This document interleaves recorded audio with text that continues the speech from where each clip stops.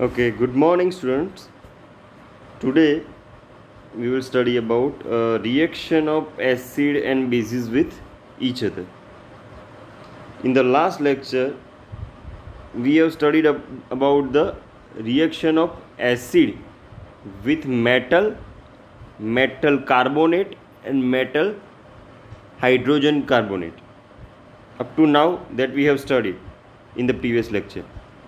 Different types of indicator that we have studied.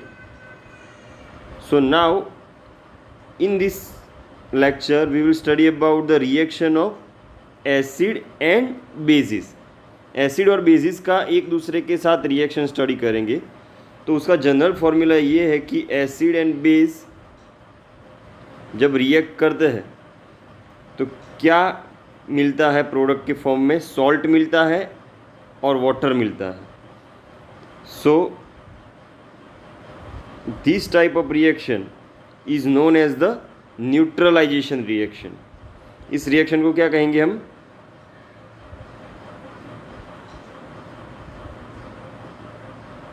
Neutralisation reaction कहेंगे. तो definition क्या है न्यूट्रलाइजेशन रिएक्शन की. It is the reaction of acid with base is called the neutralization reaction. Acid और base का reaction जो होता है उसको क्या कहते हैं, न्यूट्रलाइजेशन रिएक्शन. तो यहाँ पे एग्जाम्पल के फॉर्म में एक एसिड है HCl, एक बेस है NaOH. एसिड और बेस में रिएक्शन होगी क्या मिलेगा हमें, उस मेटल का सॉल्ट मिलेगा. यहाँ पे कौन सा मेटल है Na, तो Na का सॉल्ट NaCl और वाटर. सो ये जनरलाइज फॉर्म यहाँ पे वेरीफाई हो जाता है इस एग्जाम्पल में. नाउ जब strong acid and weak base, हमें पता है कि एसिड दो तरीके के होते हैं और बेस भी दो तरीके के होते हैं. Strong acid strong base, weak acid weak base. तो जब स्ट्रॉन्ग एसिड, एसिड कैसा हो, स्ट्रॉन्ग हो, और बेस वीक हो, तो जो भी सॉल्ट मिलेगा वो हमें कैसा मिलेगा, एसिडिक सॉल्ट मिलेगा. क्यों मिलेगा, क्योंकि यहाँ पे एसिड की जो अमाउंट है वो ज़्यादा है और उसकी स्ट्रॉन्गनेस ज़्यादा है. तो जिसकी स्ट्रॉन्गनेस ज़्यादा उस टाइप का सॉल्ट हमें मिलेगा. तो यहाँ पे एसिड स्ट्रॉन्ग है तो हमें सॉल्ट मिलेगा एसिडिक. सिमिलरली वीक एसिड और बेस स्ट्रॉन्ग होता है तो जो सॉल्ट मिलेगा वो कौन सा मिलेगा, बेसिक सॉल्ट मिलेगा. सिमिलरली स्ट्रॉन्ग एसिड हो और बेस भी स्ट्रॉन्ग हो, दोनों स्ट्रॉन्ग हो, तो दोनों का इक्वल रिएक्शन मिलेगा और हमें जो सॉल्ट मिलेगा वो कैसा सॉल्ट मिलेगा, न्यूट्रल सॉल्ट मिलेगा. और लास्ट वाला जो है वो weak acid and weak base, तो उसमें भी कौन सा प्रोडक्ट मिलेगा, न्यूट्रल सॉल्ट मिलेगा. तो ये अलग अलग टाइप के रिएक्शन है जिसमें स्ट्रॉन्ग एसिड भी हो सकता है, वीक बेस भी हो सकता है, वीक एसिड भी हो सकता है, स्ट्रॉन्ग बेस भी हो सकता है. Strong acid strong base, weak acid weak base. तो ऐसे रिएक्शन है. तो अगर एक स्ट्रॉन्ग है और दूसरा वीक है, अगर एसिड स्ट्रॉन्ग है और बेस वीक है तो जो भी सॉल्ट मिलेगा वो एसिडिक मिलेगा.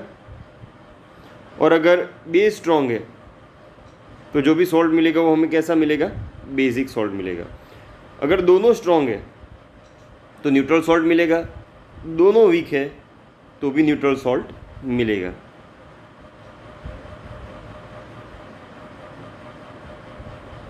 ओके, अब जो बारी आती है वो है reaction of metal oxide with acid. किसका रिएक्शन, मेटल ऑक्साइड का. किसके साथ, एसिड के साथ. अब लास्ट लेक्चर में जो हमने स्टडी किया था वो रिएक्शन ऑफ मेटल था एसिड के साथ, ना कि reaction of metal oxide. Metal का रिएक्शन एसिड के साथ अलग चीज़ है, मेटल के ऑक्साइड का रिएक्शन अलग चीज़ है. तो यहाँ पे मेटल के ऑक्साइड की बात हो रही है एसिड के साथ रिएक्शन की. तो मेटल के ऑक्साइड कौन से होते हैं, जिसमें मेटल और ऑक्सीजन दोनों प्रेजेंट हो.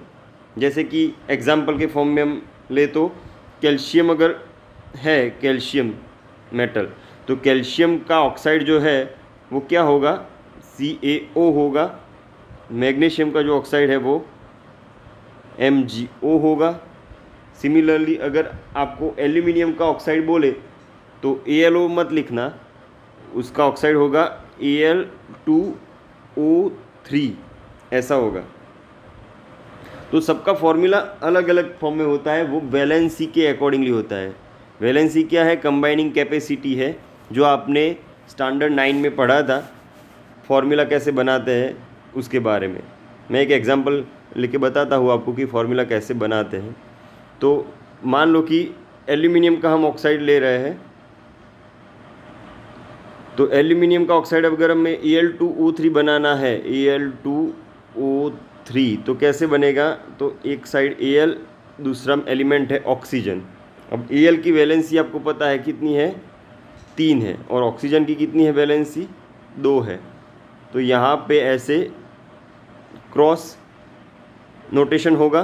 क्रॉस नोटेशन में क्या होगा? ये 2 यहाँ पे Al के नीचे आ जाएगा, तो ये हो जाएगा Al2, और ये 3 जो है वो कहाँ पे आ जाएगा? यहाँ पे। ये A2 जो है ये वाला, ये यहाँ पे आ जाएगा, तो Al2O3 बन जाएगा।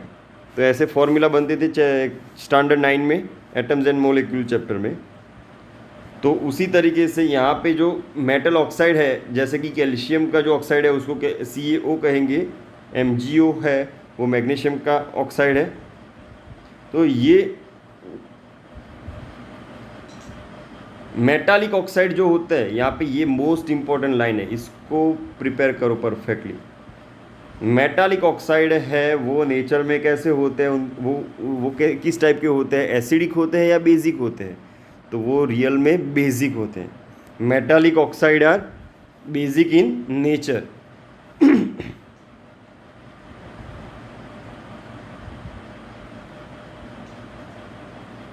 metallic oxides are basic in nature. This is a 1 mark question. आपको पूछे कि मेटालिक ऑक्साइड नेचर में कैसे होते हैं, एसिडिक होते हैं या बेसिक होते हैं, तो वो बेसिक होते हैं। तो यहाँ पे जो मेटालिक ऑक्साइड है CaO और MgO, वो नेचर में कैसे होंगे? बेसिक ऑक्साइड है। ओके, तो अब जनरल फार्मूला क्या है मेटालिक ऑक्साइड और एसिड का रिएक्शन का? तो जनरल फार्मूला ये है कि metallic oxide plus acid that will gives salt plus water। Metallic oxide और एसिड का रिएक्शन होने के बाद हमें क्या मिलेगा? सॉल्ट मिलेगा और पानी मिलेगा प्रोडक्ट के फॉर्म में। तो यहाँ पे जनरल इक्वेशन ये है, metallic oxide plus acid gives salt plus H2O, और उसका एग्जांपल यहाँ पे है। ये है मेटालिक ऑक्साइड, ये है एसिड HCl। तो कैल्शियम का सॉल्ट मिलेगा, यहाँ पे सॉल्ट जो मिलेगा वो सॉल्ट किसका मिलेगा? कौन से मेटल का मिलेगा? तो जिस मेटल का ऑक्साइड है उस मेटल का सॉल्ट मिलेगा। तो यहाँ पे किसका ऑक्साइड है? कैल्शियम का, तो यहाँ पे मिलेगा क्या? कैल्शियम का सॉल्ट। सिमिलरली अगर मान लो कि MgO है और उसका रिएक्शन हो रहा है HCl के साथ, तो हमें मैग्नीशियम का सॉल्ट मिलेगा, मैग्नीशियम क्लोराइड। उसको लिखेंगे MgCl2। ये भी कैसे बनेगा? कंबाइनिंग फार्मूला जो हमने आगे एग्जांपल लिया उसी तरीके से बनेगा। तो यहाँ पे मैग्नीशियम क्लोराइड मीन्स मैग्नीशियम का सॉल्ट मिलेगा प्लस वाटर मिलेगा। अब एरो के इस साइड और इस साइड बैलेंस है सब कुछ, वो चेक कर लेते हैं। तो इस साइड Cl क्लोरीन के 2 एटम है, यहाँ पे Cl का एक ही एटम है, तो इसलिए यहाँ पे 2 से मल्टीप्लाई करेंगे। अब यहाँ पे 2 से मल्टीप्लाई करने के बाद हाइड्रोजन के इस साइड हो गए 2, इस साइड हाइड्रोजन के थे 2, तो हाइड्रोजन के बैलेंस हो गए। मैग्नीशियम का इस साइड था 1, इस साइड भी था 1, तो वो भी बैलेंस है। ऑक्सीजन का था 1, यहाँ पे भी ऑक्सीजन का 1, तो ये भी बैलेंस है। तो जैसे ही मैंने ये कैल्शियम के ऑक्साइड का इक्वेशन था, वैसे ही मैग्नीशियम के ऑक्साइड का इक्वेशन मैंने लिखा। अब यहाँ पे जो सिमिलरली तीसरा एग्जांपल भी ले लेते हैं, जैसे कि सोडियम है Na का ऑक्साइड है तो क्या होगा Na2O होगा, प्लस उसका रिएक्शन एसिड के साथ HCl, तो वो हमें क्या देगा, कौन से मेटल का सॉल्ट देगा, Na के मेटल का, मीन्स Na का सॉल्ट मिलेगा हमें। Na का सॉल्ट जो है वो NaCl है, सोडियम क्लोराइड, जिसको हम सॉल्ट बोलते हैं नॉर्मली, और पानी मिलेगा हमें। ओके, तो ये मेटालिक ऑक्साइड है जो नेचर में कैसे होते हैं, बेसिक होते हैं। अब बारी आती है नॉन मेटालिक ऑक्साइड की। देखो, मेटालिक ऑक्साइड जो थे वो नेचर में बेसिक थे, तो वो नेचर में बेसिक होने की वजह से वो रिएक्शन किसके साथ करते थे, एसिड के साथ। अब यहाँ पे जो हम स्टडी कर रहे हैं न्यू टॉपिक, वो है reaction of non metallic oxide with basis. तो यहाँ पे नॉन मेटालिक ऑक्साइड का स्टडी है बेसिस के साथ। तो नॉन मेटालिक ऑक्साइड पहले तो कैसे होते हैं नेचर में वो देख लेते हैं। 1 mark question, that is the 1 mark question. Non metallic oxide are acidic in nature, this is a 1 mark question. कौन से ऑक्साइड एसिडिक होते हैं नेचर में, तो नॉन मेटालिक ऑक्साइड। अब मेटल कौन से है, नॉन मेटल कौन से है, ये आपको स्टडी करने के लिए चैप्टर नंबर 5, क्लास 10 का चैप्टर नंबर 5 पीरियोडिक क्लासिफिकेशन, जिसमें पीरियोडिक टेबल होगा, उसमें 3 कलर के एलिमेंट होंगे। कलर के फॉर्म में पीरियोडिक टेबल को कलर में डिवाइड किया है, ग्रीन कलर, पिंक कलर और येलो कलर। तो उसमें सब नोटेशन दिया हुआ है चैप्टर नंबर 5 में। वो पीरियोडिक टेबल एक पेज ऊपर दिया हुआ है, तो वहाँ पे जाके आप देख सकते हो कि कौन से मेटल है, कौन से नॉन मेटल है और कौन से मेटालॉइड है।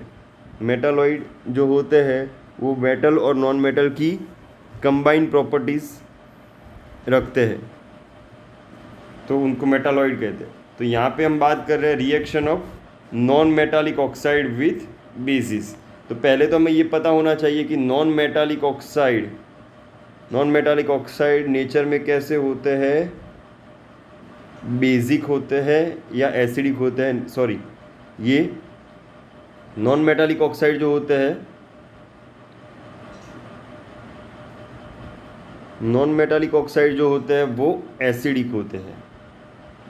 मेरी एक गलती हो गई, नॉन मेटालिक ऑक्साइड कैसे होते हैं, एसिडिक होते हैं, और मेटालिक ऑक्साइड कैसे होते हैं, बेसिक होते हैं, जो हमने आगे देखा। तो focus on my word, metallic oxide are basic in nature and they will react with acid. Similarly, non-metallic oxide are acidic in nature and they will react with bases. Clear? तो यहाँ पे जनरल फॉर्मूला है non metallic oxide का ये वाला, non metallic oxide plus base give salt plus H2O।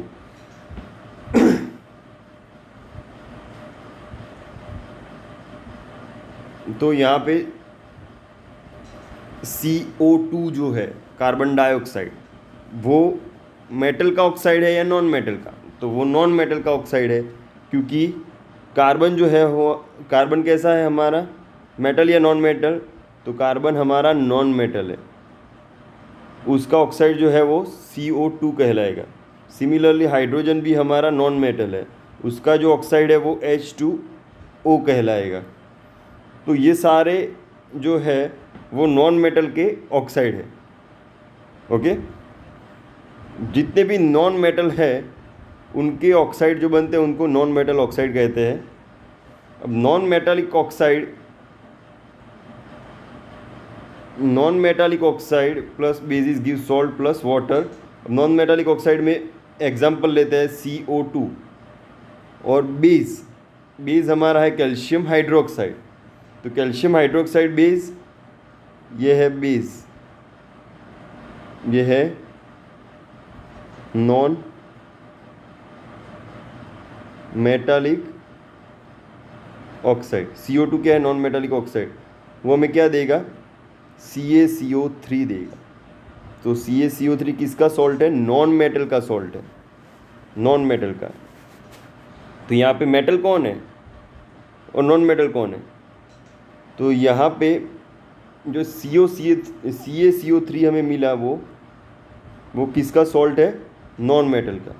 उसका नाम है कैल्शियम कार्बोनेट और मिलेगा पानी। तो ये रिएक्शन समझ में आ गया। आगे हमने आज के लेक्चर में स्टडी किया reaction of metallic oxide with acid and reaction of non metallic oxide with basis. Non metallic oxide कैसे होते हैं? नेचर में एसिडिक होते हैं। मेटालिक ऑक्साइड नेचर में बेसिक होते हैं। क्लियर? तो अब इसको ब्रीफली हम यहाँ पे इलेबोरेट करेंगे, ब्रीफली समझाएंगे यहाँ पे। तो रिएक्शन ऑफ, यहाँ पे कोई भी एसिड ले लो आप, reaction of acid, strong acid कोई भी ले लो, HCl ले लो या H2SO4 ले लो या कोई भी ले लो, उसका मेटल कार्बोनेट के साथ रिएक्शन, फिर मेटल के साथ रिएक्शन, फिर मेटल हाइड्रोजन कार्बोनेट के साथ रिएक्शन। ये हमने स्टडी किया था प्रीवियस लेक्चर में। आज हमने स्टडी किया reaction of acid with metallic oxide और एसिड का रिएक्शन बेस के साथ। मेटालिक ऑक्साइड कैसे होते हैं? नेचर में बेसिक होते हैं। ये जो होते हैं वो नेचर में कैसे होते हैं? बेसिक होते हैं। तो बेसिक का रिएक्शन एसिड के साथ। सिमिलरली तो हमें क्या मिलेगा? Salt and water. एसिड का बेस के साथ रिएक्शन अगर होगा तो भी मिलेगा सॉल्ट एंड वाटर। एसिड का मेटल हाइड्रोजन कार्बोनेट के साथ रिएक्शन होगा तो salt, carbon dioxide and water, 3 product मिलेंगे। एसिड का मेटल के साथ रिएक्शन होगा तो अकेले मेटल के साथ, नॉट मेटल ऑक्साइड, तो सॉल्ट एंड हाइड्रोजन गैस मिलेगी। एसिड का मेटल कार्बोनेट के साथ रिएक्शन होगा तो सॉल्ट, CO2, वाटर, तीनों मिलेंगे। इसमें जैसे है हाइड्रोजन कार्बोनेट में वैसे ही कार्बोनेट में भी है। क्लियर? तो ये था reaction of acid with different kind of compound, जैसे कि मेटल कार्बोनेट है, मेटल हाइड्रोजन कार्बोनेट है, मेटल ऑक्साइड है, बेस है। तो ये सब आपको याद रखना पड़ेगा या समझना भी पड़ेगा। अब रिएक्शन ऑफ बेस की बारी आती है। Reaction of base. तो रिएक्शन ऑफ बेस में पहला हमने प्रीवियस लेक्चर में स्टडी किया मेटल के साथ रिएक्शन, तो वो मिला हमें सॉल्ट, हाइड्रोजन गैस। दूसरा मेटल कार्बोनेट के साथ रिएक्शन, तो मेटल कार्बोनेट के साथ बेस रिएक्शन नहीं करते, वो हमने प्रीवियस लेक्चर में स्टडी किया था। मेटल हाइड्रोजन कार्बोनेट के साथ बेस रिएक्शन नहीं करते, नो रिएक्शन, ये भी हमने प्रीवियस लेक्चर में स्टडी किया था। फिर बेस का एसिड के साथ रिएक्शन या एसिड का बेस के साथ रिएक्शन, वो आगे जो हमने यहाँ पे इंडिकेट किया ऊपर वाले में वैसे ही है, सेम। एसिड का बेस के साथ बोलो या बेस का एसिड के साथ बोलो, कोई फ़र्क नहीं पड़ेगा, तो उसमें प्रोडक्ट सॉल्ट एंड वाटर ही मिलेंगे। और बेस का जो है वो reaction non metallic oxide. Non metallic oxide कैसे होते हैं? नेचर में एसिडिक होते हैं, तो उसमें भी सॉल्ट एंड वाटर ही मिलेगा। तो ये ब्रीफली यहाँ पे जो हमने सारे रिएक्शन पढ़े वो यहाँ पे ब्रीफली मेंशन किए हैं इनके फॉर्म में। ये 5 टाइप के रिएक्शन हमने पढ़े एसिड के। सिमिलरली बेस के भी ऐसे 5 टाइप के रिएक्शन हमने पढ़े। अब टॉपिक है what do all acid and bases have in common. सारे एसिड में क्या कॉमन चीज़ होती है, या तो सारे बेसिस में क्या कॉमन चीज़ होती है। तो note down the point, all acids have H+ ion in common, सारे एसिड में H प्लस आयन कॉमन होते हैं। क्लियर? तो सारे एसिड में कौन से आयन होते हैं? H प्लस आयन होते हैं। किसी में भी दूसरा कोई आयन नहीं होता है। एसिड में, सारे एसिड में H प्लस आयन होते हैं। Now acid produce H plus ions in solution which is responsible for their acidic properties. Solution की एसिडिक नेचर के लिए कौन जिम्मेदार है? H plus ion. H plus ion is responsible for the acidic properties of the solution. Similarly, all bases have OH minus ion, that is called the hydroxyl ion. तो सारे basis में कौन से आयन कॉमन होते हैं? सारे basis में एक ही आयन होता है। कौन सा? OH minus. So all acids have H plus, all basis have OH minus ion. Now acid और बेस को अगर वाटर में डाला जाए, वाटर सॉल्यूशन में, तो कैसा रिएक्ट करेंगे वो, ये अब समझते हैं। तो when acid produce H plus ion in presence of water, but ये H plus ion alone exist नहीं कर सकते, अकेले नहीं रह सकते H प्लस आयन। तो वो किस फॉर्म में एग्जिस्ट कर सकते हैं? They will exist in the form of H3O plus. H plus ion can not exist alone, they exist as H3O plus, जिसको हम क्या कहेंगे? हाइड्रोनियम आयन कहेंगे। तो H प्लस आयन जो होते हैं ये वाले, वो अकेले एग्जिस्ट नहीं कर सकते, तो वो पानी के साथ रिएक्शन करके वो क्या बना देंगे? कौन से आयन बना देंगे? H3O प्लस आयन बना देंगे। क्योंकि ये H प्लस यहाँ पे जॉइंट हो गया, तो यहाँ पे H के कितने हैं? 2 है। वहाँ पे एक H जॉइन हो गया, तो H के कितने हो गए? 3 हो गए, और एक चार्ज ज़्यादा हो गया, तो उसका प्लस चार्ज यहाँ पे आ जाएगा। तो H plus ion, which is responsible for acidic properties of the solution, cannot exist alone. So they will combine with water and form the hydronium ion H3O plus.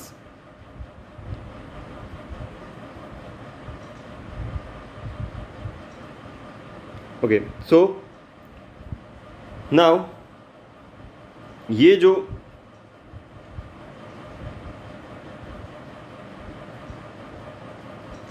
यहाँ पे जो हाइड्रोनियम आयन जो है वो कैसे बनते हैं? तो H प्लस आयन जो है वो H2O के साथ रिएक्शन करके हाइड्रोनियम आयन बनाता है। सिमिलरली अगर मान लो कि एक एसिड है, एसिड में कौन से आयन होते हैं? H प्लस, जो इसकी वजह से होगी। H प्लस यहाँ पे होंगे HCl में।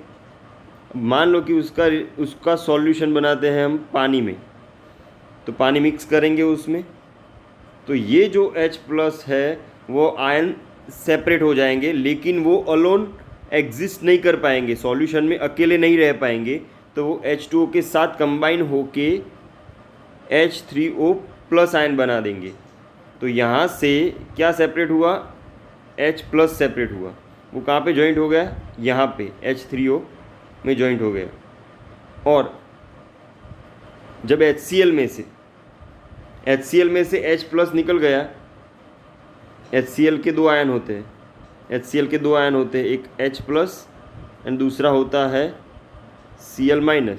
तो H प्लस निकल गया, यहाँ से H प्लस निकल गया, वो H2 के साथ जॉइंट होके H3O प्लस बन गया, लेकिन जो Cl माइनस था वो अकेला रह गया। ओके, तो ऐसे रिएक्शन होगा। सिमिलरली अगर बेसिस को पानी में डिज़ोल्व किया जाए तो वो कौन से आयन देंगे हमें? OH माइनस आयन देंगे। तो NaOH जो है वो बेस है, उसको पानी में डालते ही वो हमें 2 आयन देगा, means OH minus ion and Na plus ion. तो दोनों आयन सेपरेट हो जाएंगे बेस में से, जिसमें से OH माइनस आयन जो है वो कौन से नेचर के लिए रिस्पॉन्सिबल है, सॉल्यूशन के बेसिक नेचर के लिए कौन से आयन रिस्पॉन्सिबल है, OH माइनस आयन। सिमिलरली यहाँ पे MgOH ट्वाइस आएगा, सॉरी यहाँ पे MgOH नहीं आएगा, MgOH ट्वाइस आएगा, ये गलती है, प्रिंटिंग मिस्टेक है।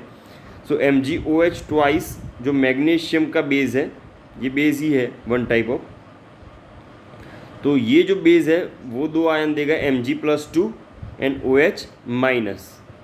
तो यहाँ पे भी हमें क्या मिला, OH माइनस आयन मिले, जो कि नेचर में कैसे होते हैं, बेसिक होते हैं। क्लियर?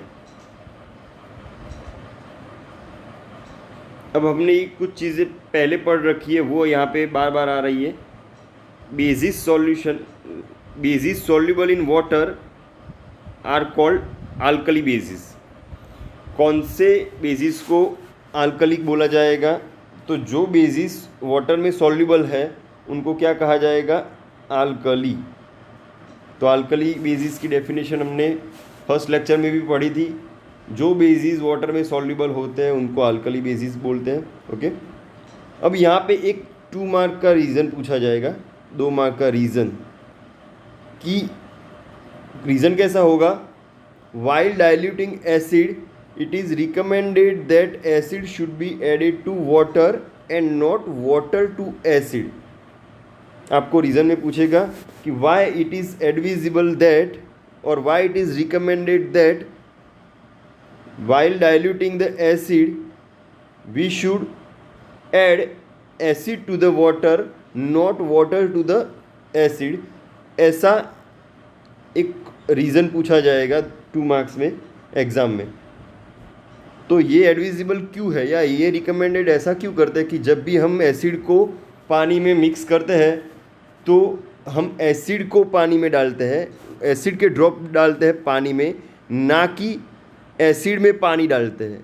तो ऐसा क्यों ज़रूरी है, ये ऐसा ख्याल रखना क्यों ज़रूरी है, उसका रीज़न हमें ये बोला गया है कि because the process of dissolving acid और base in a water is highly exothermic. ये ऐसा क्यों करते हैं हम, क्योंकि एसिड को डिज़ोल्व करने की जो प्रोसेस होती है वो कैसी होती है, हाईली एक्सोथर्मिक होती है। अब एक्सोथर्मिक रिएक्शन का आपको पता है कि एक्सोथर्मिक रिएक्शन में क्या होगा, एक्सोथर्मिक रिएक्शन में हीट रिलीज होती है। तो यहाँ पे जब भी हम सॉल्यूशन में डिज़ोल्व करेंगे, हम पानी में एसिड को डिज़ोल्व करेंगे या एसिड को पानी में ऐड करेंगे, तो यहाँ पे एक मेथड प्रॉपर होना ज़रूरी है कि हम एसिड में पानी नहीं डाल सकते, ये मेथड रॉन्ग है। यहाँ पे जो एसिड है उसमें हम पानी नहीं डाल सकते। It is recommended that you have to add acid in water, क्योंकि ये जो प्रोसेस है ऐड करने की वो कैसी है, हाईली एक्सोथर्मिक प्रोसेस है। It is highly exothermic process. अब उस एक्सोथर्मिक प्रोसेस में आपको पता है कि हीट रिलीज़ होती है, ज़्यादा से ज़्यादा अमाउंट में हीट रिलीज़ होती है। तब होगा क्या इसकी वजह से क्या होगा प्रॉब्लम, कि if water is added to acid the heat generated may cause the mixture to splash out and causes the burn and glass container may break due to excessive local heating। अब ये process जो है acid और water को add करने वाली process वो exothermic process है। तो अब एक्सोथर्मिक प्रोसेस में ज़्यादा से ज़्यादा अमाउंट में हीट जनरेट होगी।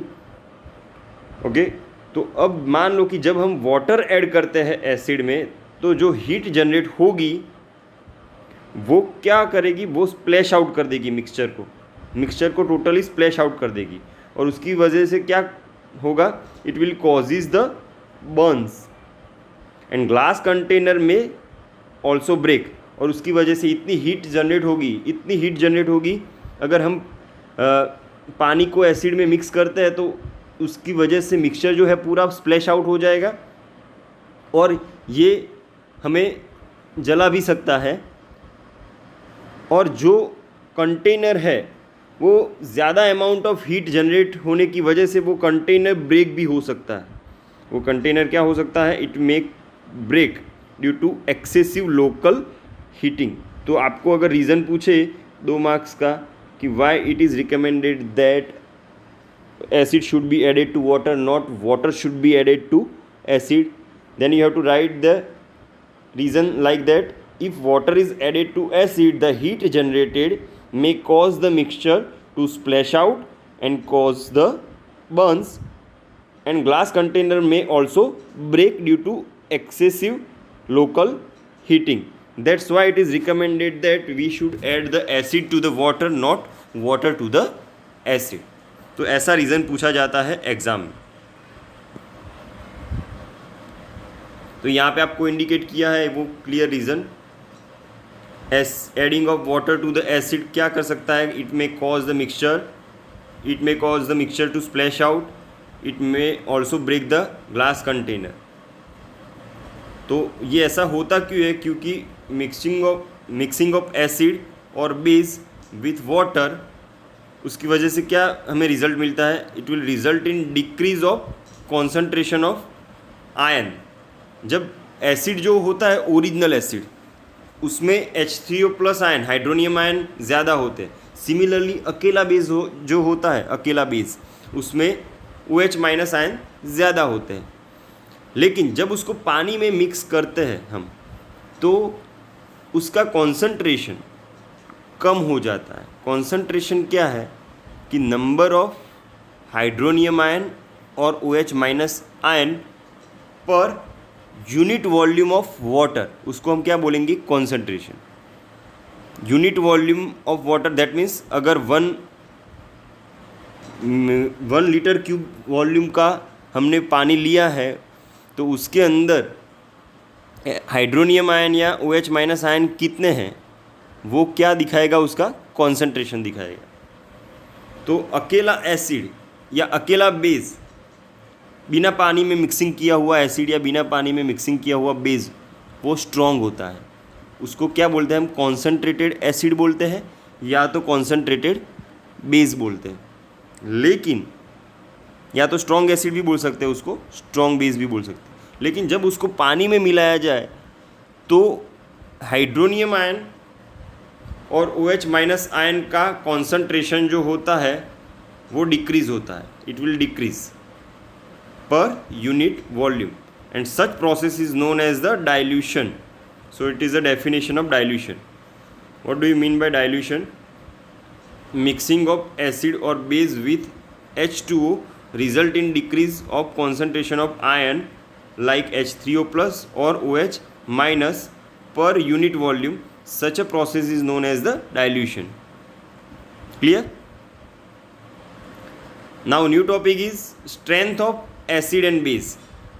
अब कोई एसिड कितना स्ट्रॉन्ग है या कोई बेस कितना स्ट्रॉन्ग है वो हम डिसाइड करेंगे। तो वो किस पर से डिसाइड हो सकता है, वो उसकी स्ट्रेंथ पर से डिसाइड हो सकता है। स्ट्रेंथ कितनी ज़्यादा है एसिड की वो डिसाइड करेगा। तो स्ट्रेंथ ऑफ एसिड और base can be estimated by the universal indicator. Strength कौन डिसाइड करेगा एसिड और बेस की? यूनिवर्सल इंडिकेटर डिसाइड करेगा। अब यूनिवर्सल हमने 3 टाइप्स के इंडिकेटर्स हमने पढ़े आगे के लेक्चर में। कौन से 3 टाइप्स के थे? एक तो थे नेचुरल इंडिकेटर्स, दूसरे थे सिंथेटिक इंडिकेटर्स, और थर्ड वन जो थे वो ऑल्फैक्टरी इंडिकेटर्स थे। लेकिन यहाँ पे जो स्ट्रेंथ डिसाइड करता है एसिड की या बेस की वो किसकी वजह से डिसाइड हो सकती है? यूनिवर्सल इंडिकेटर की वजह से। तो डेफिनेशन क्या है यूनिवर्सल इंडिकेटर की?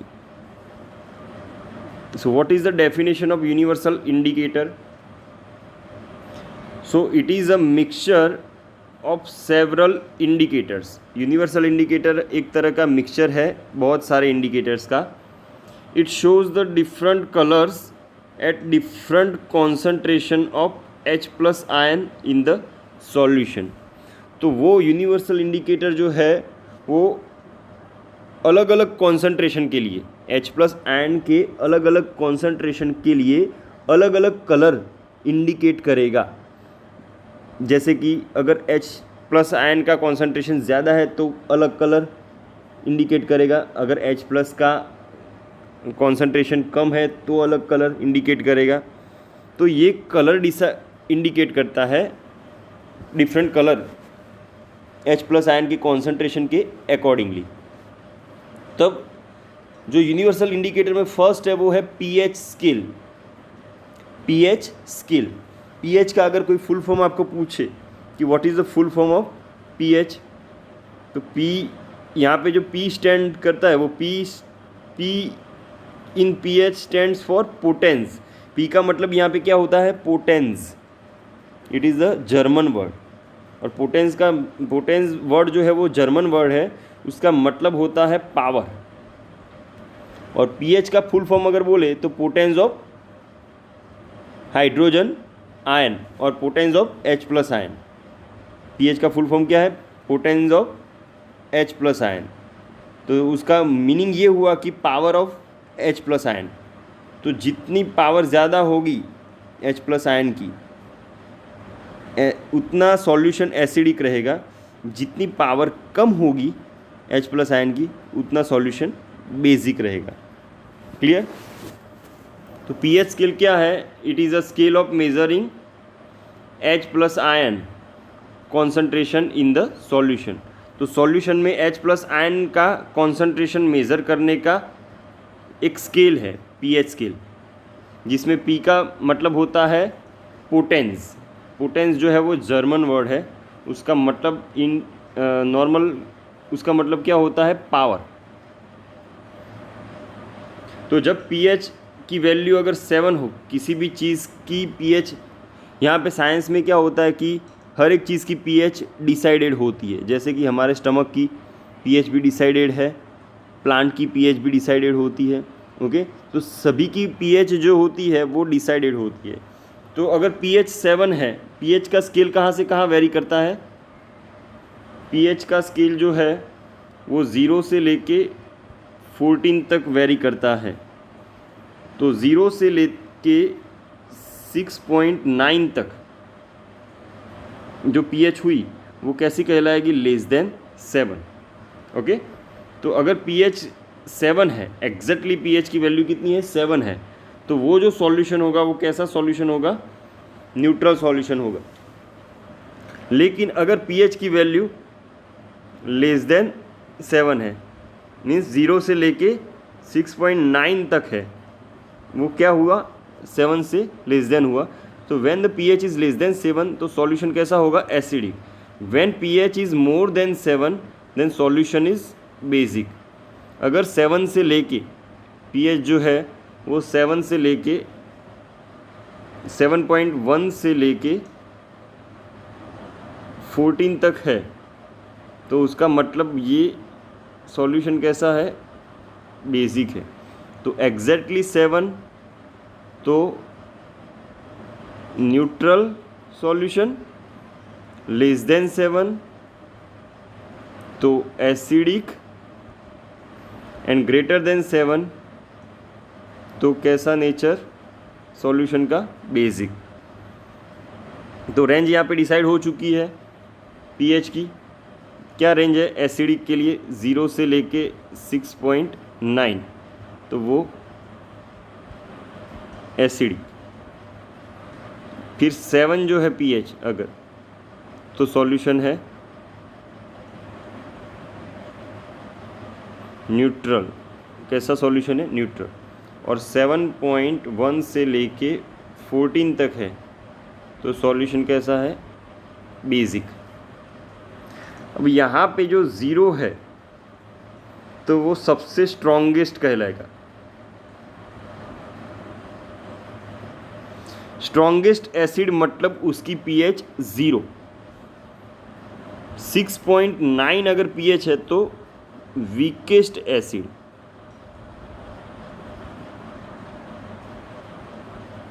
समझ में आ गया?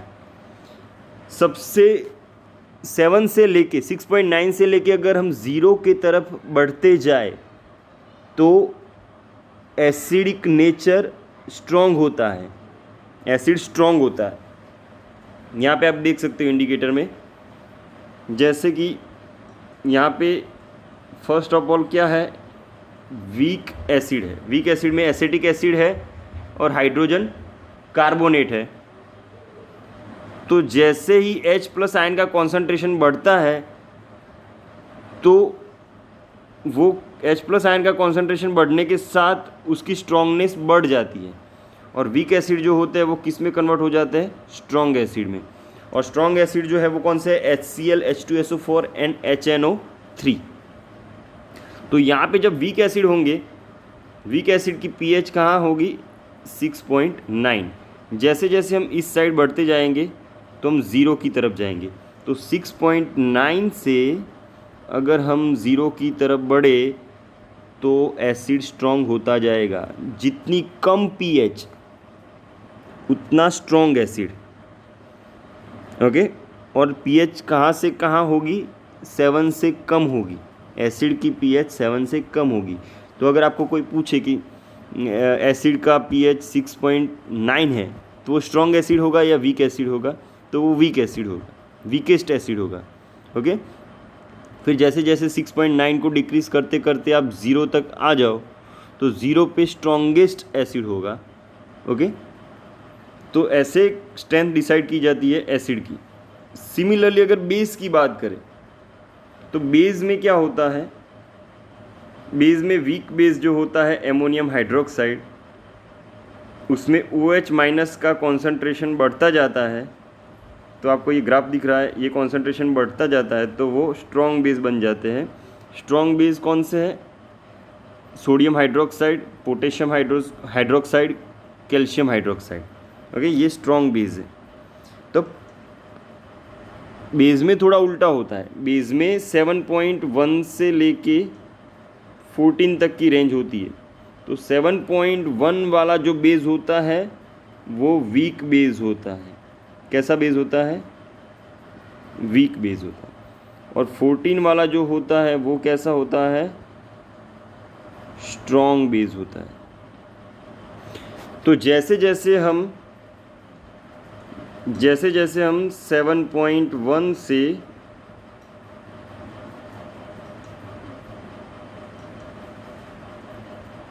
7.1 से हम 14 की तरफ बढ़ते जाए तो वीक एसिड की जगह ये वीक जो है वो किस में कन्वर्ट हो जाएगा, स्ट्रॉन्ग बेस में कन्वर्ट हो जाएगा।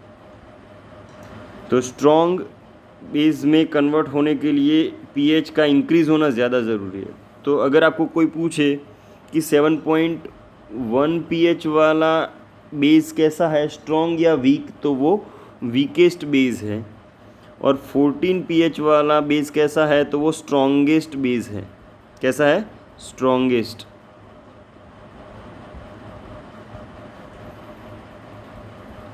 तो समझ में आ गया होगा pH का स्केल टोटल कहाँ से कहाँ होता है।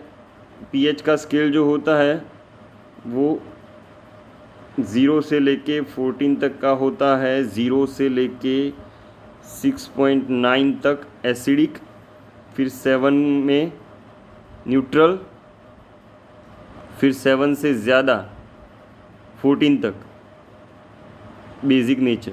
क्लियर, तो वो आपके दिमाग में क्लियर हो गया होगा। ओके, अब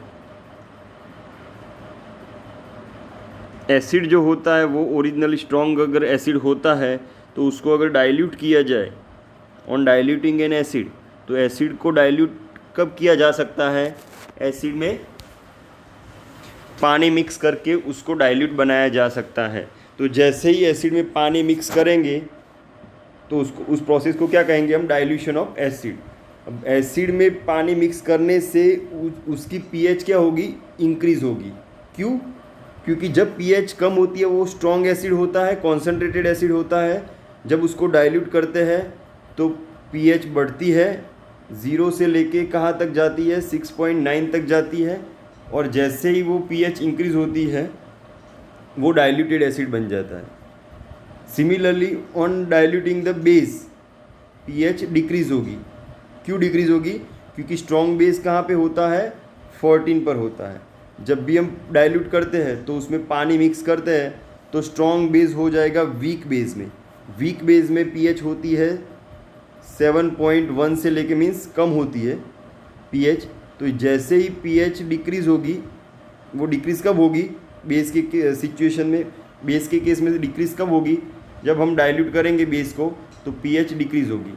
सिमिलरली एसिड के केस में स्ट्रॉन्ग एसिड 0 पर होता है, जब हम पानी मिक्स करेंगे तो उसका एसिडिक नेचर कम होगा, वो वीक एसिड बनता जाएगा।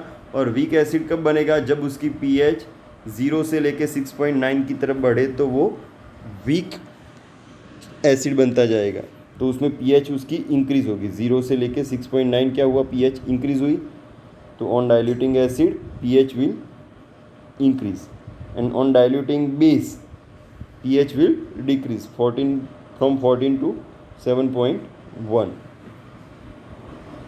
तो लास्ट अब जो टॉप पॉइंट है यहाँ पे समझने के लिए वो ये है कि यहाँ पे 7 पे न्यूट्रल होता है सॉल्यूशन। जैसे ही वो इस तरफ बढ़ता है pH जो जैसे ही डिक्रीज़ होती है वैसे ही वो एसिडिक नेचर उसका इंक्रीज़ होता है। और एसिडिक नेचर इंक्रीज़ होने से यहाँ पे 0 पे कैसा एसिड मिलता है, स्ट्रॉन्ग एसिड मिलता है 0 पे। और 7 से इस तरफ आगे जाए तो उसमें बेसिक नेचर इंक्रीज़ होता है। Okay, acidic nature pH decrease होने से होता है। एसिडिक नेचर इंक्रीज़ कब होता है, जब pH डिक्रीज़ हो। बेसिक नेचर इंक्रीज़ कब होता है, जब pH इंक्रीज़ हो। तो 14 पर हमें स्ट्रॉन्गेस्ट बेस मिलेगा, स्ट्रॉन्ग बेस मिलेगा। क्लियर। अब जैसे ही pH डिक्रीज़ होगी तो एसिड स्ट्रॉन्ग बनेगा। एसिड स्ट्रॉन्ग बनेगा तो उसमें कौन से आयन इंक्रीज़ होंगे, H+ आयन इंक्रीज़ होंगे। सिमिलरली इस तरफ जाएंगे तो स्ट्रॉन्ग बेस बनेगा। स्ट्रॉन्ग बेस में कौन से आयन इंक्रीज़ होते हैं, OH- आयन इंक्रीज़ होते हैं, लेकिन H+ आयन तो डिक्रीज़ होते हैं। H+ आयन क्या होते हैं, डिक्रीज़ होते हैं। अगर OH- आयन की बात होती तो इस तरफ OH- आयन इंक्रीज़ होते, लेकिन यहाँ पे बात किसकी हो रही है, अगेन H+ की। तो H+ आयन किस तरफ डिक्रीज़ होंगे, सॉरी इंक्रीज़ किस तरफ होंगे, इस तरफ। और डिक्रीज H+ आयन कैसे होंगे, इस तरफ। क्योंकि जैसे ही H+ आयन डिक्रीज़ होंगे वैसे ही सॉल्यूशन हो जाएगा बेसिक, और जैसे ही H+ आयन इंक्रीज़ हो जाएंगे वैसे ही सॉल्यूशन हो जाएगा एसिडिक। तो H+ आयन इंक्रीज़ होने से सॉल्यूशन बेसिक बनता है, डिक्रीज़ होने से H+ आयन डिक्रीज़ होने से सॉल्यूशन बेसिक बनता है। लेकिन अगर आपको OH- आयन के बारे में पूछा होता तो OH- आयन इंक्रीज़ होने से बेसिक नेचर इंक्रीज़ होता है। समझ में आ गया। तो ये pH के बारे में हमने स्टडी किया। तो आज के लेक्चर में हम यहाँ पे स्टॉप करते हैं। Thank you.